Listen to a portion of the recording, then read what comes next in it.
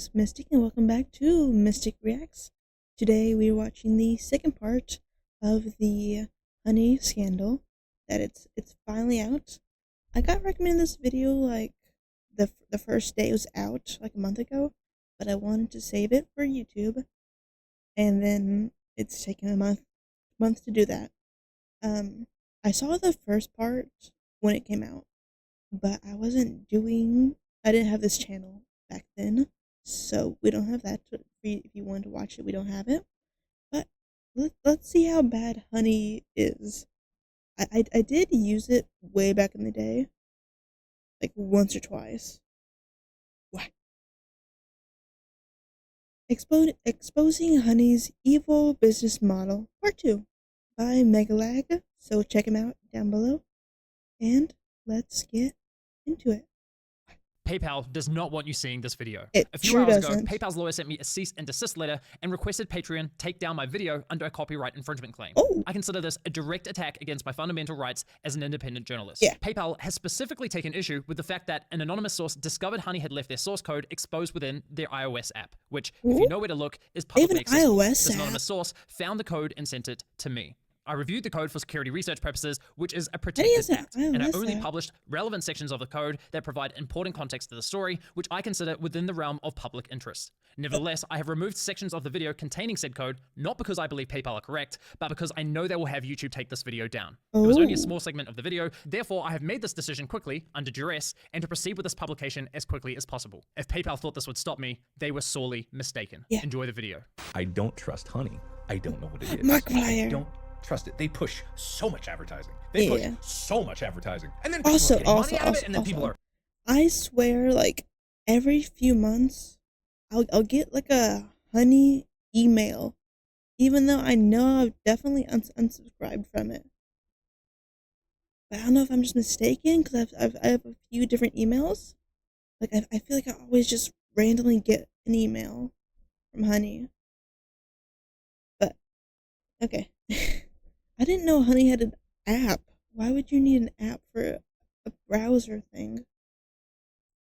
But yes, Markiplier's correct. Saving money out of it, and that makes sense, but the other part doesn't make sense, and then something's going on here. Where's all this money coming from? I have a feeling there's gonna, in like a couple years, there's gonna be the great Honey conspiracy. Yeah.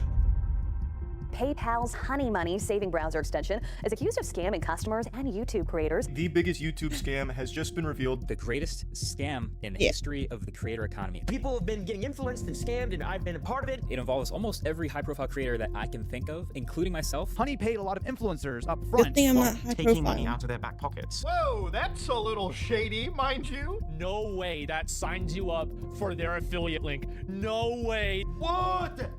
Brother. Heilige Scheiße. I'm the biggest Honey fan in the world. I watched his video reacting to that. They've also been lying to consumers. They are clearly not giving the best coupon codes and discounts. I vaguely remember the last. Downloaded Honey. Do recommend removing it from the browser. I do think that this investigation from MegaLag will lead to a huge class action lawsuit against Honey. I vaguely remember the first part. I filed a class action lawsuit. We're suing PayPal and Honey. I Gamers Access is the lead plaintiff in a class action complaint filed against PayPal and its property, Honey. Well, it's safe to say PayPal's lawyers love my last video. Yeah, PayPal, you know what they say. All press is good press, right? Let's see. Since releasing part 1 of my investigation, Honey has lost over 6 million users, Google has changed their policies for browser extensions, blocking Honey from claiming undeserved commissions, and most significantly, PayPal has been slammed with over 20 class action lawsuits accusing them of wiretapping, computer hacking, unfair competition, consumer fraud, tortious interference, and unjust enrichment.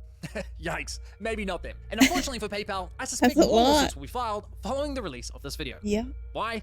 Well, you see, besides lying to consumers and stealing from influencers, Honey was also causing serious harm to small businesses. I believe brands have likely suffered millions of dollars in damages. But that's not all. In this video, you're also going to learn how Honey was collecting and sharing your data, and how they, in my opinion, illegally targeted minors through influencers such as Mr. Beast. Honestly, if any company, any website, I always just have like the mindset going in. They're already selling my data and targeting minors. Like I just assume that on all companies. Honestly, that's not. Maybe I'm just too pessimistic. Is that the word? I know it's not optimistic. It's pessimistic. Maybe I just have the worst mindset.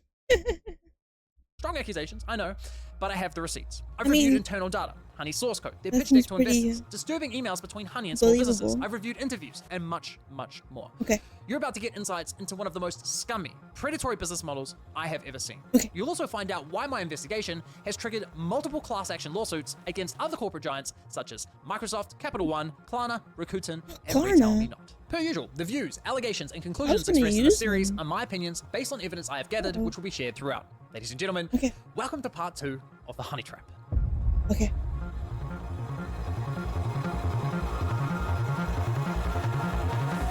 That's a lot of brands. There were many moments throughout this investigation where I thought I'd reached the end of the rabbit hole. I thought I understood everything there was to know about Honey's dirty business model. They were claiming the credit for sales they hadn't earned, poaching the affiliate commissions from content creators, and they were intentionally withholding discounts from users for their own financial gain, rendering the entire value behind their core product a lie. Kind of hard to believe it could get much worse than that, but unfortunately it does. And I realized this after noticing a strange but reoccurring anomaly. You see, in most cases, when Honey popped up at checkout and I clicked apply coupons, a discrete tab would open in the top left corner of my browser. That's Honey injecting a simulated referral code, attempting to claim the credit for a sale. But here's where things got weird. Every once in a while, I'd come across a store where, after clicking apply coupons, Honey wouldn't load their affiliate link. Independent small stores? At first, I thought it might be a bug, but quickly ruled that out after noticing the same anomaly on multiple websites. Even stranger, when this would happen, I was generally finding better deals. So what gives? Well, for the longest time, I was under the assumption that Honey would only pop up on websites that had agreed to partner with them, but I couldn't have been more wrong. And I realized this after stumbling across a post on Shopify's community forum, where a store owner complained that Honey was leaking their coupon codes without their permission. And as I read through the replies, I could see other stores had the same issue. Now, this was a pivotal moment in my investigation because it turned my entire understanding of Honey's business model upside down. Until now, I was so focused on the impact Honey had on consumers and influencers that I didn't even think to consider the potential impact to businesses. Okay, so my thought is that they're using it as a way to maybe force businesses to have like a partner deal with them, so that they take their coupons, and then like unless they partner with Honey, they give like the 100% off super amazing deals, but once they partner with them, they take a cut maybe, and they only offer like $5 deals maybe. That's maybe what they're doing, or maybe they just want to sabotage small businesses. Because Shopify is for like smaller. Maybe? Okay, let's see if I'm right. Events, Honey consistently referred to the 30,000 stores on this platform as participating stores. So one would assume that every store on Honey's platform joined willingly and with consent. Yet clearly, that wasn't the case. So I reached out to several business owners to learn more. Honey takes the codes that people use on our website, the discount codes, and makes them public to everybody who's using Honey. We started having problems where customers would get in touch via our support website saying, oh, hey, I just tried to use this discount, this 60% off coupon, and it doesn't work. And I'd be like, we can look into it. Like, dude, that is not your discount. Like, how did you get that? And they'd be like, oh, it just showed up through the Honey extension. I hadn't heard about Honey before, and I was just hanging out on the couch with my girlfriend, and she made some comment about, this app Honey that basically gives you all these coupon codes, and I think she asked if we were on it. I said no, and then she checked out our website and said, oh, you actually are on it, and it's giving this 15 or 20% discount code. And so that's when I found out about it, and I was pretty shocked because I didn't know how long it had been going on for. It doesn't tell you when you place the order? I haven't even looked into how far back it went, but I know we just ended the code right away. Now, if you think that sounds bad, well, trust me, it gets a whole lot worse. But first, it's important we understand the scale of this issue. As you just heard, these store owners clearly never consented to being on Honey. So they can't possibly be among the so-called 30,000 participating stores. Is it maybe the domain? So why was Honey lying to consumers about the true number of stores supported by its platform? And just how many stores did Honey add to its platform without consent? Was it hundreds, thousands, tens of thousands? Well, that's where things get interesting. You see, when I started combing through the business side of Honey's website, I noticed that Honey claims to only be partnered with 10,000 brands. That's 20,000 less than what they advertised to consumers. So I figured, okay, I guess 10,000 stores intentionally partnered with Honey, and the remaining 20,000 never signed up. Is that still? That would already be incredibly concerning and 10,000. deeply misleading. But as it turns out, the deception is far worse than that. You see, as I continued digging, I stumbled across this file from Honey's extension called supported domains, which gets loaded onto your computer when you install Honey. And this file contains a list of over 180,000 online stores. That's a massive discrepancy from what's advertised anywhere on Honey's website. Yeah, of course, we could start making assumptions based on those numbers alone, but we don't have to.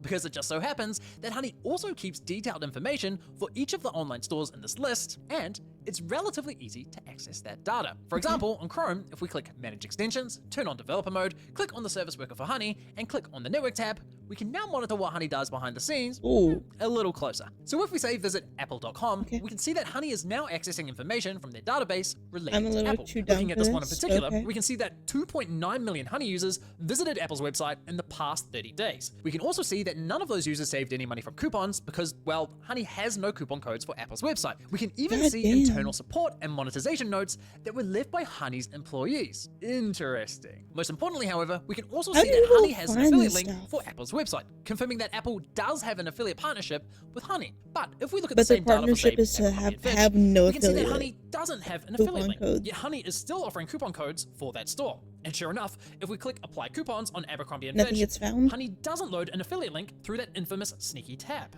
Aha! Things are starting to make more sense. So all I had to do now was collect this data for every store in Honey's database. The only problem is, collecting this data for one store is easy, but doing it for 180,000? That would literally take years. Unless, of course, you created a little program that automated the entire process, crawling through that massive list, scraping Honey's data store by store, and neatly organizing the most relevant data points into a nice, easy-to-read spreadsheet. Well, that's exactly what we have here. But I can't take any credit for the spreadsheet because this was all the work of someone much better at this stuff than I am, and he goes by the name of Yelda. He's a developer from the Netherlands. Awesome guy. And I cannot thank him enough because holy shit, there is a treasure trove of data in this spreadsheet. We now have all the details for every store, every coupon code, every developer note, all curated into one lovely spreadsheet. It's glorious. PayPal will not like me having this data, but too bad. And Yelda will be releasing this data publicly on Twitter shortly following the release of this video. Link to his Twitter is below, so make sure you give him a follow. Something tells me that that link might not be up anymore. We can confirm that at the time this data was collected, Honey supported 35,000 stores with affiliate links and an additional 146,000 stores without affiliate links. So yes, there was some truth to their claim of supporting 30,000 participating stores.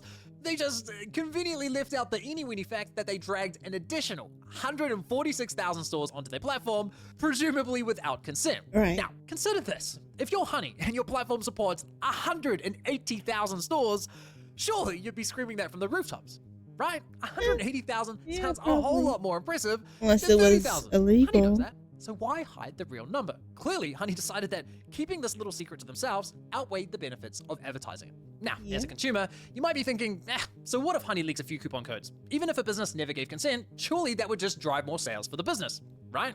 Well, as someone who, I don't have a business, but I sell on eBay. If I could not use coupon codes and still make a profit, I would not use coupon codes. They eat my profit so much. So yeah, it is a pain to have it will be a pain to have random big coupon codes suddenly just being used without permission. Not that simple. Why?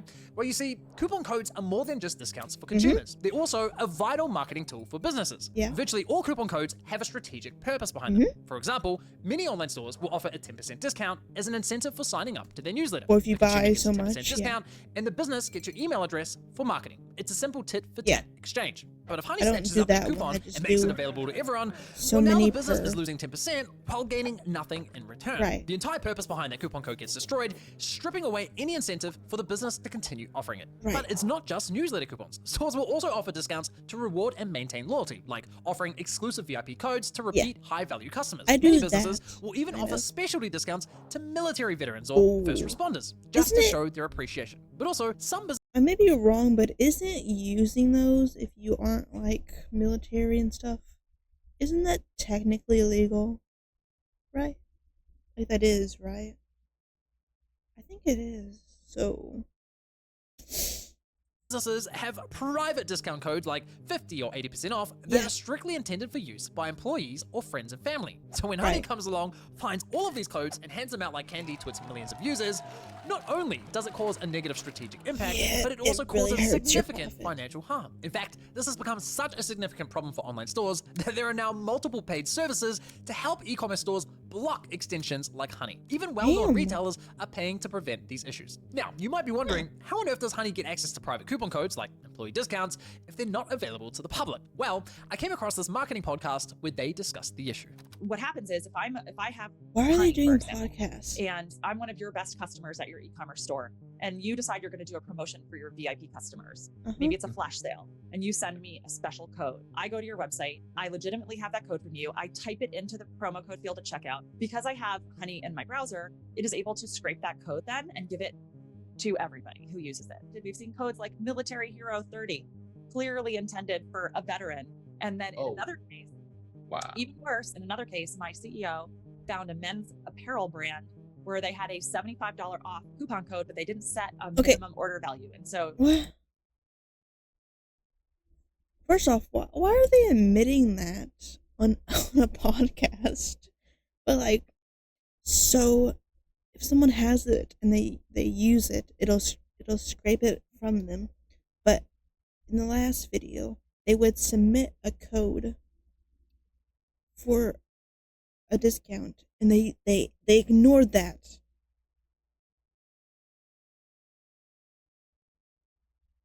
Yeah, the only reason I can see them doing this is just straight up to fuck over smaller businesses, or to incentivize businesses to partner with them. That's the only reason I could see them doing this. That is. Ugh. People were able to get unlimited merchandise for free as long as they have their order value at $75 or under. Okay, that's insane. But I have to admit, at first, I was a little skeptical of the claim that Honey was snatching codes from users without their consent. Because whenever I entered in a coupon code Honey didn't recognize, the extension would always ask for my permission before taking it. Or so I thought. But as it turns out, the moment you type in a coupon code, Honey immediately sends that code directly to their servers, and then they ask for your consent. How do I know? Well, you see, a developer who would like to remain anonymous noticed that Honey leaked their source code inside of their iOS app. Whoops. So this developer extracted the code and sent it to me. We can actually further verify this with a live example. Watch what Honey does in the background as I enter in this coupon. Honey realizes that it doesn't have this code yet and asks for my consent to share it. But look at this. Before I click anything, Honey has already sent that coupon code to their server, including the details of how much money that coupon saved me, all without my consent. Now, Honey might argue that if you click don't share, they never actually use those coupons. And maybe they don't. Maybe those codes just sit in their database doing nothing. We can't say for certain. However, if you read Honey's privacy policy, it explicitly states that they collect data such as coupons, promo codes, and deals you found. So while they ask for a user's consent, their privacy policy clearly allows them to take that data without it. So why does this matter? Well, it matters because when private codes get leaked, businesses don't just lose money, they're often left in the dark, unable to trace how those codes were exposed in the first place. I personally found several coupon codes through Honey that were clearly intended for private use. This one coupon I found worked like a $35 gift voucher, meaning I could make unlimited free orders provided my cart value was $35 or under. When I alerted the business, they appeared to have no idea how the code had been leaked. Now, believe it or not, this nightmare for online stores only gets worse. So we usually use this nightmare for online stores only gets worse. So we now when I alerted the business, they 2022. God damn, he's been working on this for a while.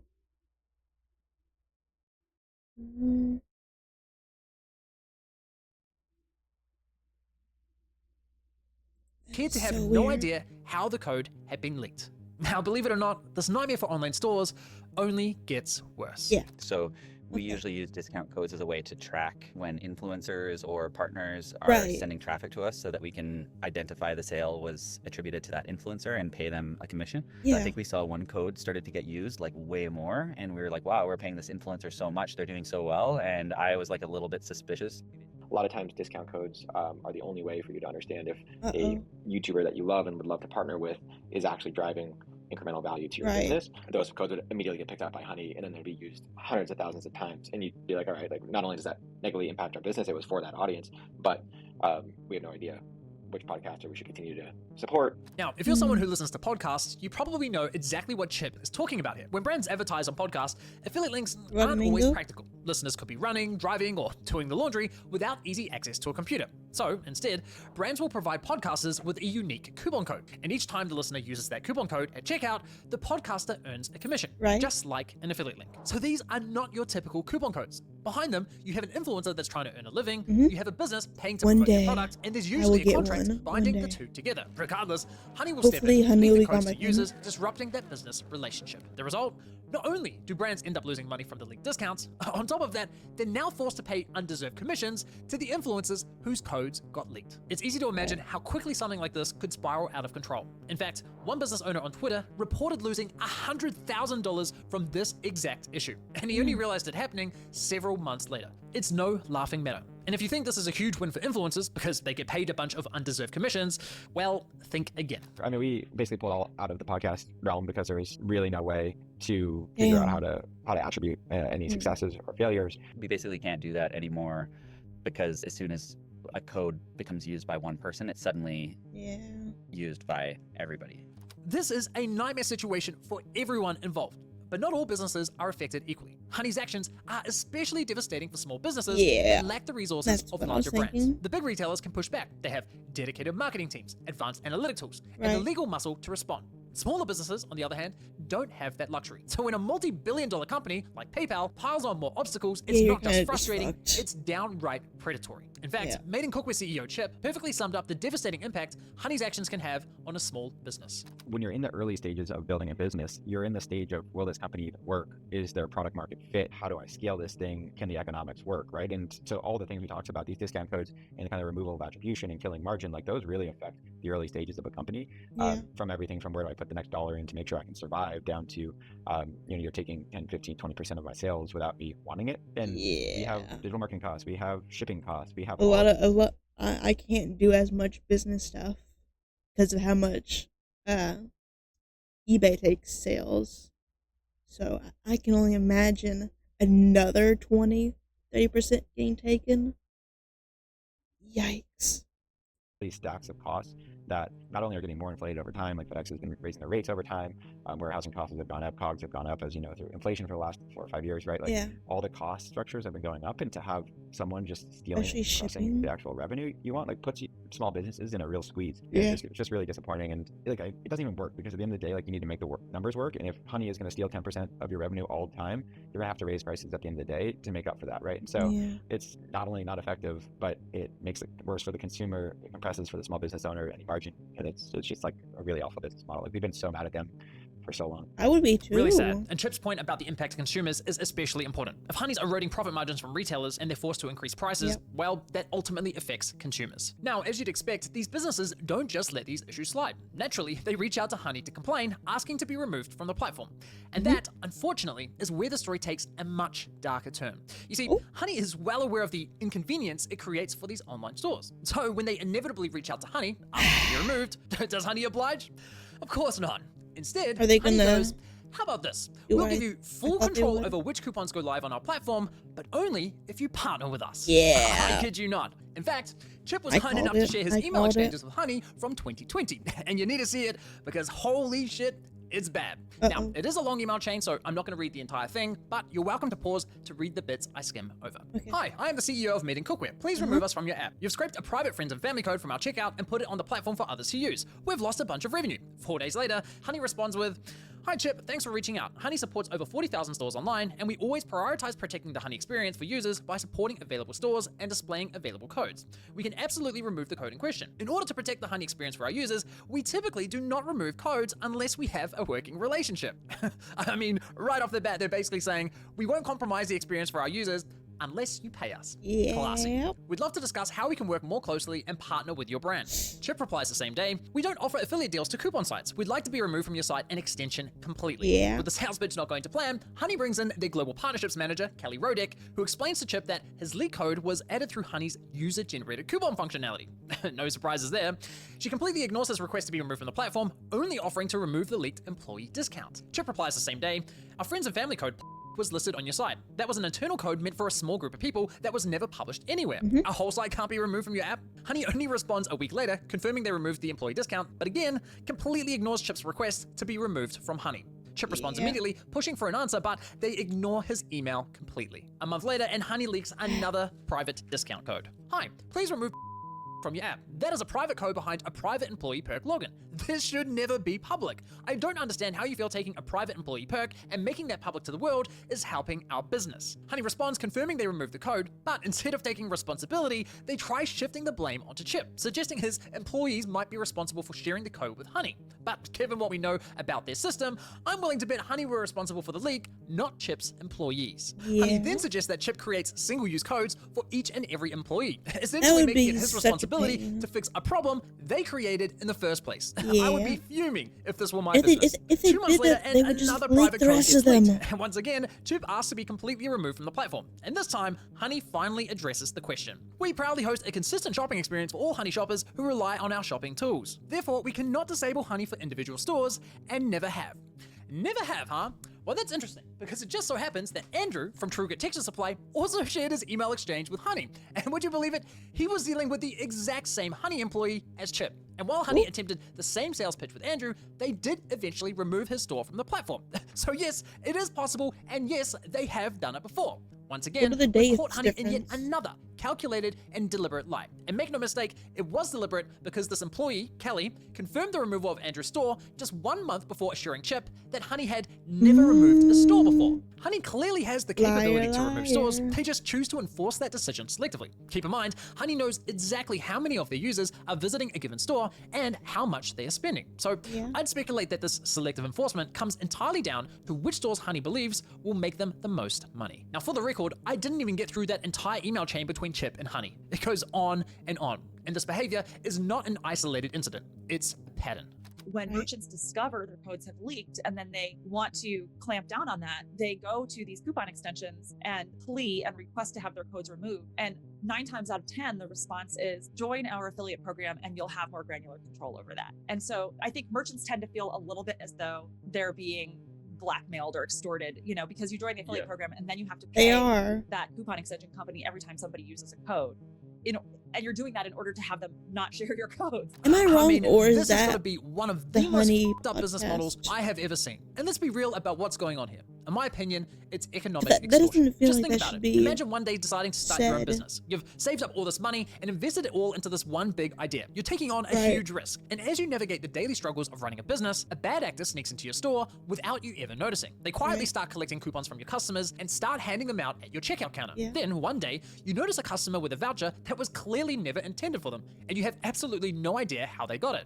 But when you eventually catch the culprit and demand that they leave your store, they refuse, and there's nothing you can do about it. Knowing this, the bad actor leverages the harm they manufactured by strong-arming you into signing a partnership deal, where the only way to stop the damage they created is by paying them. Honey's business model starts to make a lot more sense now, doesn't it? It makes sense why they dragged 146,000 stores onto their platform and kept quiet about it. Because by doing so, they wedged themselves between those stores and their customers, disrupting, interfering, and ultimately taking control over their coupon strategies. And the only way for those stores to regain some of that control is by paying Honey. I mean, why else would any of these stores partner with and pay Honey if they're already on the platform for free? The answer is simple. The stores don't pay for inclusion, they pay for exclusion, for damage control. It makes sense. Now, to be clear, I'm not suggesting that all of Honey's 35,000 partnered stores were coerced into joining their platform. I'm sure many signed up willingly. After all, Honey does offer a cashback program, which some stores genuinely like to offer users. And just look at the glowing case studies on Honey's website. Some of the numbers they throw around make partnering with Honey look like an absolute no-brainer. Increased average order value, reduced cart abandonment, that's music to the ears of any e-commerce store owner. But of course, if the benefits were truly as good as they say, you'd expect that brands who partner with Honey never look back. Or they're very here's a little statistic Honey doesn't want brands to see, and it's from their own data. This right here is a list of stores that at some point tried a partnership with Honey, then decided, yeah, no thanks, and ended the partnership. There's 15,000 of them. That's 15,000 brands that at some point were partnered with Honey but no longer are. And this is based on the limited data I have access to. The actual number is potentially a lot higher. I think that says a lot more about the value Honey can bring to businesses than any of their case studies. Yep. Given everything we've uncovered about Honey so far, it really makes you wonder, why on earth would a Fortune 500 company like PayPal sink $4 billion into buying this company? Sure, Honey was making some sweet affiliate revenue, but still, that's a lot of money. To put that price tag into perspective, the platform you're watching this on, YouTube, was acquired for just $1.6 billion. Combine that with the acquisitions of Instagram and Twitch, and it still equates to less than what PayPal But when were they Honey, acquired? a coupon Like browser inflation? extension. Well, Honey brought more to the table for PayPal than its ability to churn out mountains of cash. They also had 17 million users worth of data, and as it turns out, lots of it. Remember in the last episode how I said, if a product's free, it's likely you're the product? Well, we're at that part of the story now. You see, while Honey was handing out bottom of the barrel coupon codes, they were also tracking your shopping habits and collecting a ton of data along the way. In fact, Amazon of all companies began warning users that Honey was a security risk, stating, Honey tracks your private shopping behavior, collects data like your order history and items saved, and can read and change any of your data on any website you visit. They even recommended uninstalling the extension. That was somewhat surprising to me, given how much Honey played into the whole, you can trust us with your data narrative. Actually free, not like selling all your personal data free. Does Honey sell user data? No. This prompted me to investigate Lie Honey's detector data collection practices, and what I found was, unsurprisingly at this point, pretty darn concerning. Hilariously, are so easily to fake and lie to. Ironically enough, you can lie to lie detector test so easily. They are not admissible in court. They don't prove shit. So also that detector guys everywhere. the first thing I noticed when auditing Honey's website was that they explicitly assured users that, hey, what we don't do is sell or share your data. But the moment you click the link to their privacy policy, the first thing you see is how we share your data. Yeah.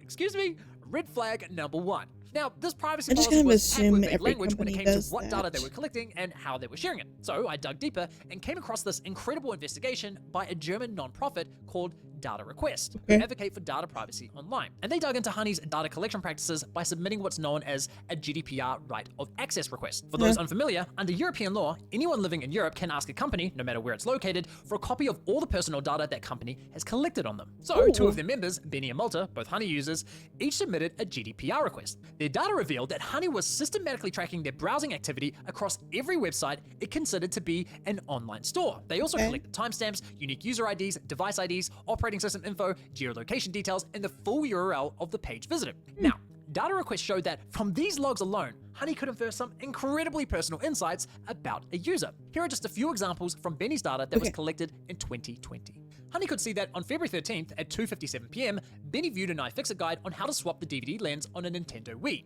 They can see that Benny checked an AliExpress order 13 times, his order ID fully visible, including the fact he opened a dispute for the order.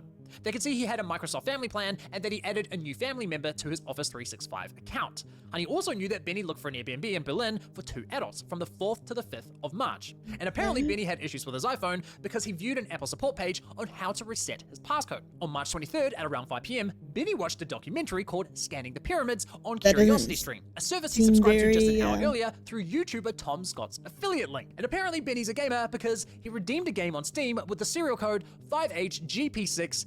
You get the point. All that information. A lot of those don't seem like stores, honey. Those don't seem quite like stores. I don't know. Could be inferred from just 27 page views. But in total, Honey collected over 2,500 pages of web activity between just February and May of 2020. Meaning what I just read to you represents only 1% of the total data Honey collected within a 3-month window. That is insane. Now, while Benny willingly registered an account with Honey, Malta, on the other hand, didn't. Yet Honey collected the same data from him as well, suggesting whether you formally register an account with Honey or simply installed the extension, Honey was harvesting the same data regardless. Huge shout out to Data Request for their work. I'll link their full investigation below. They also have a great tool where eligible consumers can easily request a copy of their data from companies like Honey and also request to have that data deleted. Definitely Even if check you're that out American? and consider supporting their nonprofit. So as you can see, it starts to make a lot more sense why a company like PayPal would fork out so much money for this platform. Honey was sitting on a treasure trove of data that provided detailed insights into its users' shopping habits. Honey could see what users were buying, how they shopped, what they searched for, the decisions they made before checkout, and even the services they considered but didn't purchase. That information is invaluable to a payments platform like PayPal. But don't just take my word for it. Here's Honey's former senior manager of partnerships, Daniel Pilkington, discussing the benefits of Honey's data for their partnered merchants. One of the metrics that we assess very frequently for merchants that work with Honey is, cross-store shopping. So, how many other stores is a user visiting as well as the store in question? They go to 6 stores, they go to 7 stores, they go to 10 stores before they make a decision on where to purchase. And here's another former senior partnerships manager. So one of the things we have insight into at Honey, because we're a browser extension and we can see our shoppers and how they shop, is that shoppers love to cross-site comparison shop. We're really kind of following the shopper where they go, and we're with them every step of the way. We have all sorts of tools to make those consumers stickier to those direct-to-consumer brands. And here's a former PayPal executive discussing how beneficial the data is for their goals. We've got a full suite of solutions across our consumer platforms that help drive new customers, that help drive loyalty, that help drive conversion, and ultimately sales lift. And we have a lot of analytics and a lot of data, a lot of shopper data, obviously, and that's something that we can unlock on behalf of our partners. You've got to hand it to Honey. They've truly mastered the art of selling bullshit narratives. To users, they promise privacy, insisting, hey, we never sell or share your data. But to their merchants, they literally bragged about how much of your data they had and how it could be leveraged to provide them with valuable insights into your shopping habits. It's genuinely astounding. Now, for clarity, those interviews were all recorded after PayPal's acquisition of Honey. So is this simply a case of a corporate giant turning a once well-intentioned startup into a data harvesting machine? Nope. Probably not. In fact, data collection was part of Honey's game plan well before they were acquired by PayPal. This right here is Honey's pitch deck to investors from back in 2015. On the business model slide, Honey clearly labels personalized offers to consumers based on cross-site comparison shopping data as a core component of their business strategy. And on the very next slide, proudly entitled Our Unfair Advantage, it explicitly states Honey's unique data allows us to predict what each user is about to buy, when they intend to purchase, and how much they are willing to pay. They even itemize the data collected as user behavioral data, stores visited, products viewed, and of course, your purchase history. So not only was data collection top of mind from the very beginning, but they were already actively collecting it and pitching that data to investors as a valuable asset. For years, Honey framed data collection as minimal and purely in service of saving users money. Well, it appears they were full of shit. And to be clear, I'm not suggesting that Honey was selling your data to third parties for cash. Well, at least I found no evidence of that. But were they quietly monetizing your data behind the scenes, sharing insights with partnered merchants while conveniently leaving that detail out of their privacy policy? Well, it sure looks that way to me. One thing is for certain, however, and that's that Honey sold your data to PayPal, one of the largest online payment platforms in the world. PayPal didn't spend billions of dollars for a simple coupon extension. They were buying a window into your life as a consumer. And here's why that should worry you. PayPal launches an ad network. PayPal has officially said it will be launching an ad network that will sell ads leveraging the data it collects on the purchase history and spending habits of its 400 million users. This change would also likely affect users of PayPal subsidiaries like Venmo and Honey, and I believe there's more as well, but I'm not surprised Honey's in there. Nice. This is terrible. Couldn't have said it better I'm a little myself. too dumb Now, to understand to make this that whole one. data collection issue 100 times worse, something else caught my eye while reading through Honey's privacy policy. Right at the very bottom, Honey states that, quote, we created Honey for the exclusive use of adults 18 and older, and we don't knowingly collect or solicit personal information from children. Yeah, you see, now there's just one problem with that. I have a challenge. When I signed up for it, I don't think they asked for my age. Also, you're advertising on literally kids, basically a kids channel. He might disagree, I don't know, but that's definitely a kids channel. For all of you. Go to every computer in your house, your mom's, your dad's, your sister, your brother's computer, and install Honey. That's right. That's not true. only did Honey and PayPal knowingly collect data from minors, but they intentionally targeted them in their advertising. That's not just unethical, it's potentially illegal in numerous jurisdictions. Many countries have very strict regulations when it comes to the collection of personal data from minors, and for good reason. Therefore, if you intend on having minors use your product, many jurisdictions require that you obtain parental consent first. But this adds all kinds of technical and legal complexities, which is why many platforms simply limit the use of their service to adults only in their privacy policy, which was Honey's approach. But if Honey were genuinely trying to avoid having kids on their platform, they probably shouldn't have sponsored one of the most popular influencers in the world, whose key demographic of followers is, well, this. Yeah.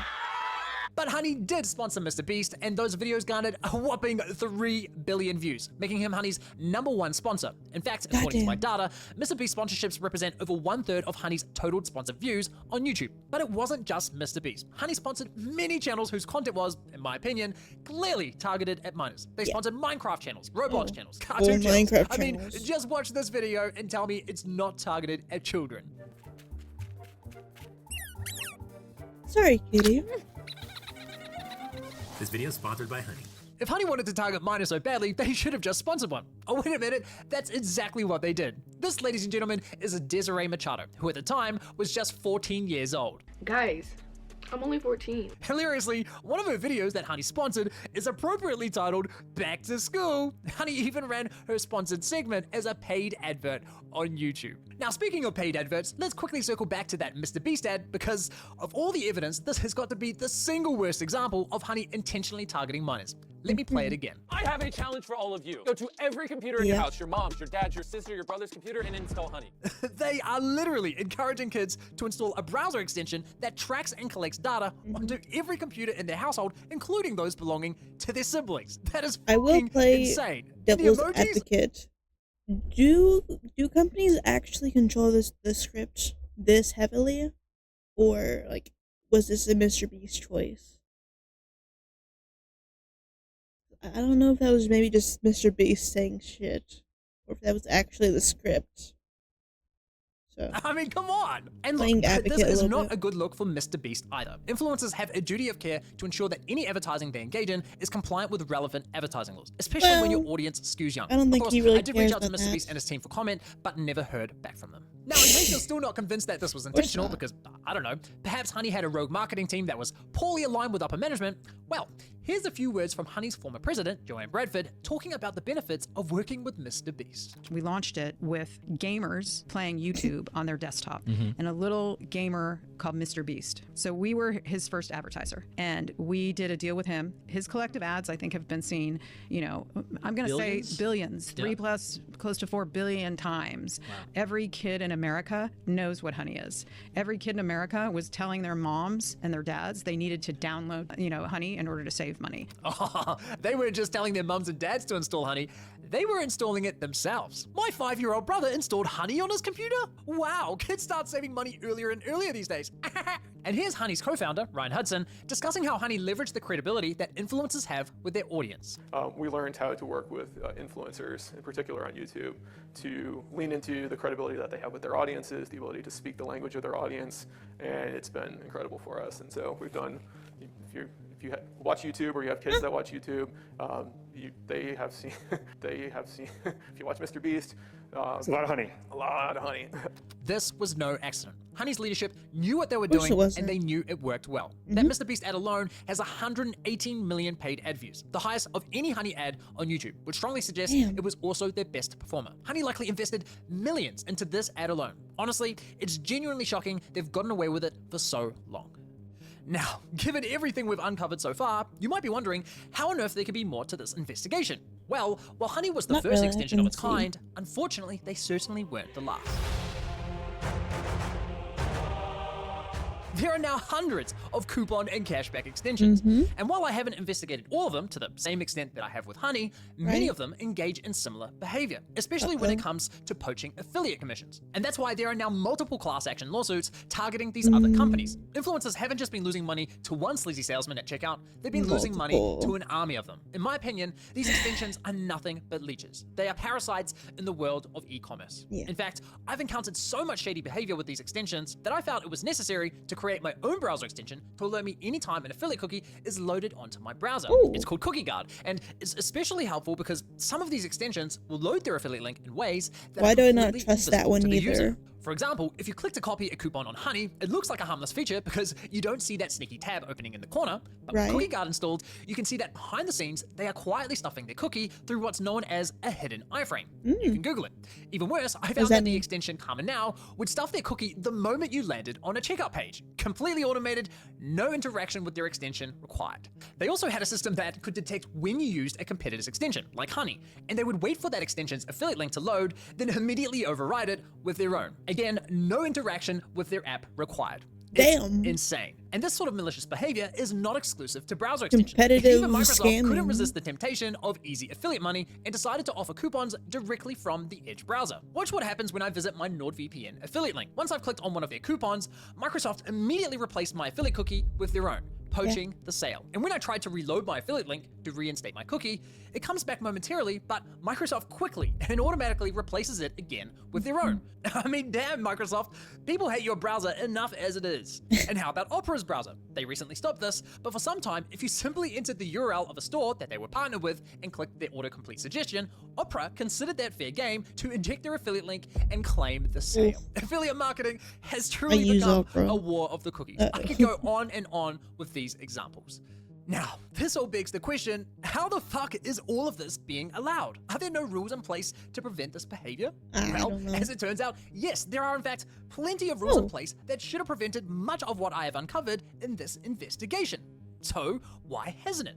Well, that's where greed and incentives comes into the equation. You see, so far we have only discussed two key players in affiliate marketing, merchants and affiliates. Merchants want to sell their products and services, and affiliates want to promote those products and services for a commission. Pretty straightforward. But there's another crucial player that we haven't yet discussed, and that is the affiliate networks. Affiliate networks are like dating apps for the industry. They allow merchants and affiliates to easily discover one another, connect, and work together. These networks also take care of all the technical stuff like the affiliate tracking links, reporting, and commission payments. But most importantly, these networks also set the rules. They are the gatekeepers. Some of the largest networks in this industry are A1, Commission Junction, Impact, and Rakuten Advertising. Now, not only do these networks have their own strict policies, at least on paper, but on top of that, over a decade ago, most of these networks collectively agreed to enforce two codes of conduct. One for downloadable softwares, like extensions, and the other for all affiliates that promote coupon codes. And the rules set out in these codes prohibit many of the behaviors uncovered in this video. So why aren't these networks enforcing their own bloody rules? Well, for every sale made in affiliate marketing, these networks also get a slice of the pie. They generally charge between 20 and 30% of each and every commission paid. There are some variations, of course, not all networks have the same rates and pricing structures, but the core principle is almost always the same. The more money that flows through these extensions, the more the networks get paid. So when these networks enforce rules resulting in a loss of income for the extensions, they too take a hit. Enforcing their own rules basically means shooting themselves in the foot. That kind of incentive structure doesn't just fail to prevent fraud, it practically invites it. Part 3 is going to be huge, and that was supposed to be the next video in the series. But that's not the video you're going to see next. In the next video, I'm going to be exposing a secret system buried deep within Honey's code that was never meant to see the light of day. The system was engineered specifically to bypass one of the most important rules in affiliate marketing, a rule intended to protect influencers from the very commission theft demonstrated in my last video. And that rule is known in the industry as stand down. Stand down essentially means that extensions must detect if the user has already clicked on someone else's affiliate link. And if they have, the extension must deactivate itself and not interfere. Yet, during my testing, Honey virtually never stood down. Suddenly, however, Honey began complying much more frequently. And this changing compliance didn't smell right to me. So I started digging. And that's one of the reasons why this video was delayed for so long. Because as it turns out, Honey wasn't just ignoring stand-down rules, the system they created was designed explicitly to bypass it, while hiding that behavior from compliance testers. And I have all the evidence to prove it. In fact, what I found was so shocking that I consulted with a respected security researcher who was able to independently verify and validate my discovery. The behavior I'm describing, in my opinion, likely constitutes criminal behavior. And in a few days, everyone will learn about the greatest heist in affiliate history. Okay, I'm not gonna do this.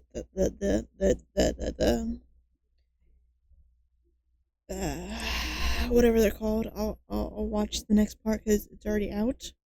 But until then, let me know what you thought about this. A lot of this didn't really surprise me too much. I feel like most companies do this shit. But let me know what you think. Am I just too pessimistic? Maybe I am. I don't know. But I'm also using I used my normal webcam this time in comparison to my last video. I had different tracking. Let me know which one you think is better. But until then, I will see you next time. Bye.